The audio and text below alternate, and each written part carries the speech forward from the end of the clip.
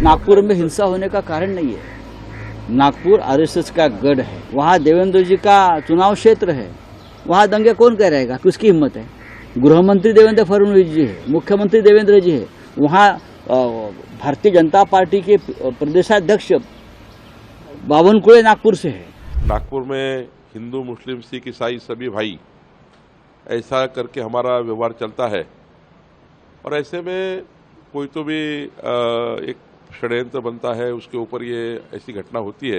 ये एक नया पैटर्न है हिंदुओं को डराने का, हिंदुओं को ऊपर अपने लोगों से हमला करवाने का, फिर हिंदुओं को भड़काने का और दंगा में उसको लाना है। नागपुर में हिंसा होने का कारण नहीं है। नागपुर आरएसएस का गढ़ है, आरएसएस का हेडक्वार्टर मुख्यालय नागपुर में है, वहाँ मोहनराव भागवत जी बैठते हैं, पूरा हिंदुत्व का प्रखर हिंदुत्व का कुंबा वहाँ बैठते हैं, वहाँ देवेंद्र जी का चुनाव क्षेत्र है, वहाँ दंगे कौन करेगा, किसकी हिम्मत है।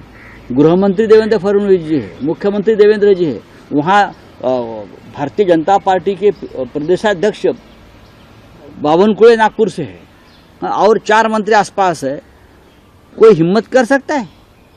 उनकी गैंग होगी, उनके लोग होंगे दंगा कराने वाले।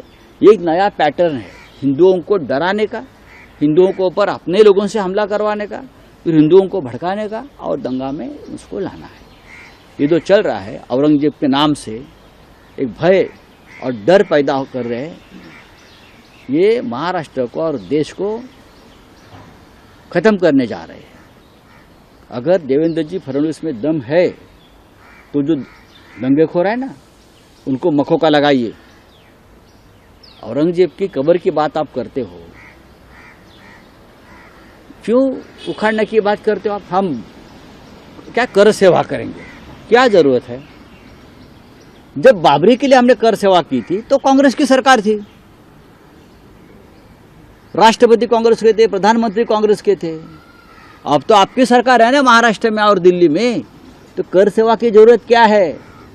जाओ मोदी जी के पास, एक आदेश निकालो और सीपीडब्ल्यूडी के लोग जो है, केंद्रीय लोक निर्माण जो कहते हैं ना, सीपीडब्ल्यूडी पीडब्ल्यूडी, उनके लोगों को बोलो जाओ तोड़ो, हिम्मत है तो आप तोड़ो ना। आप क्यों जाते हो? आप इतनी मशक्कत को क्यों कर रहे हो भाई?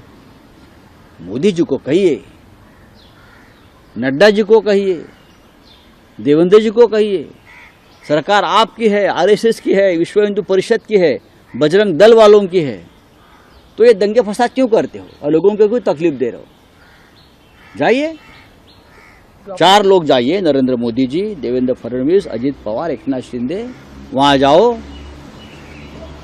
क्या बोलता है उसको, फावड़ा बिवड़ा लेकर जाइए और जो जिस कब्र के बारे में आप दंगे करवा रहे हो ना, आप खुद ही हो, निकाल दो। लोगों को क्यों भड़का रहे हो भाई? आपकी सरकार है। बाला साहब ठाकरे के बाद ये लोग कर रहे हैं, औरंगजेब और इसके बाद बाला साहब ठाकरे ने एक ही कहा था, हमारा मतलब, हमारा जो एक ध्येय है वो सिर्फ अयोध्या में राम मंदिर बनाना है और अगर बाबरी उसकी आड़ आ रही है तो हम बाबरी को हटाएंगे और हमारा एक ही मस्जिद से झगड़ा है, एक ही कब्र से झगड़ा है और कोई बात हमारे मन में नहीं है। ये बाला साहब ठाकरे जी ने कहा था, हमारा कोई झगड़ा नहीं, हमारा झगड़ा बाबरी से है, हम बाबरी को हटाएंगे। बाला साहब जी ने करके दिखाया। अब तो ये बाला साहब के नाम पर कुछ भी करते हो, बाला साहब को बदनाम कर रहे हो, शिवाजी महाराज को बदनाम करते हैं, ये संभाजी महाराज को बदनाम करे। उनकी एक नीति है, ये लोगों की आरएसएस और भाजपा की विचारधारा है, शिवाजी महाराज उनके हीरो कभी नहीं रहे। इसीलिए विलन को पहले खत्म करो। औरंगजेब, अफजल खान, ये विलन है ना, विलन को खत्म करने के बाद हीरो का कोई महत्व नहीं रहता। तो हीरो को खत्म करने की साजिश है। नागपुर में हुई कल की दुर्घटना दुर्भाग्यपूर्ण है। माननीय मुख्यमंत्री जी और हमने सबने रात भर प्रयास कर नागपुर की जनता को शांत करने का हम प्रयास कर रहे हैं। 34 पुलिस इसमें जख्मी है, 45-50 गाड़ियों की तोड़फोड़ हुई है, 4-5 नागरिक भी जख्मी हुए हैं। महाराष्ट्र में भी सभी जगह पर शांतता बनी रहे ऐसी कोशिश महाराष्ट्र सरकार ने की है और नागपुर में भी दोबारा ऐसी घटना ना हो, क्योंकि नागपुर में हम सब लोग बचपने से रहते हैं। नागपुर में हिंदू, मुस्लिम, सिख, ईसाई सभी भाई, ऐसा करके हमारा व्यवहार चलता है और ऐसे में कोई तो भी एक षड्यंत्र बनता है, उसके ऊपर ये ऐसी घटना होती है तो उसकी सारी घटना का जायजा पुलिस ले रही है, माननीय मुख्यमंत्री जी ले रहे हैं। मुख्य इसमें कहाँ से शुरुआत हुई वो भी चेक कर रहे हैं और मुझे लगता है कि अभी स्थिति कंट्रोल में है। थोड़ी तनावपूर्ण है लेकिन स्थिति कंट्रोल में है।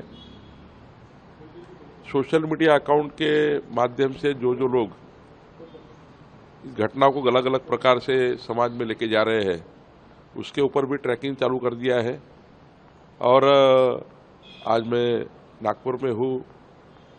पुलिस कमिश्नर, जिलाधिकारी सभी से बात करके दोबारा नागपुर में और महाराष्ट्र में ऐसी घटनाएं नहीं होनी चाहिए, इसलिए हम लोग प्रयासरत है और जो भी इस घटना के पीछे है उसको भी ढूंढ के निकालेंगे।